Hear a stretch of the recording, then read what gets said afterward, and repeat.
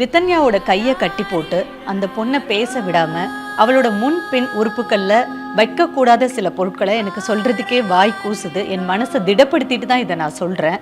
எனக்கு உயிர் போயிடுமோ அப்படின்னு நான் நினைச்சேன். எனக்கு மயக்கம் வந்துருச்சு, என் கண்ணெல்லாம் வெளியில தள்ளிடுச்சு, என்னால் முடியவே இல்லை என் உடம்பு வலியே அப்படிங்கிறது தான். அந்த பொண்ணோட நடையில ஒரு சிக்கல் இருந்திருக்கு. ஒரு பக்கமா தாங்கி தாங்கி நடந்திருக்காங்க. பொதுவா திருமணத்துக்கு அப்புறமா பெண்கள் அந்த முதல் தாம்பத்தியத்தை கடக்கும் போது தாங்கி தாங்கி நடக்கிறது அப்படிங்கிறது அவங்களோட இடுப்பு கால் பகுதிகளில் வலி இருக்கும். அதனால அது ரொம்ப இயல்பான ஒரு விஷயம் அப்படிங்கிறது தான் பல குடும்பங்கள்லயும் பொண்ணை பெற்றவங்க கடக்கிற ஒரு விஷயமா இருக்கு. எனக்கு தெரிஞ்ச ஒரு கைனகாலஜிஸ்ட் டாக்டர் என்கிட்ட சொன்னது, அவங்களோட சர்வீஸ்ல நிறைய பெண்களை நடு ராத்திரி அவங்க கிட்ட ஸ்டிச் போடணும்னு சொல்லி ப்ளீடிங்கோட கூட்டிட்டு வருவாங்களாம்.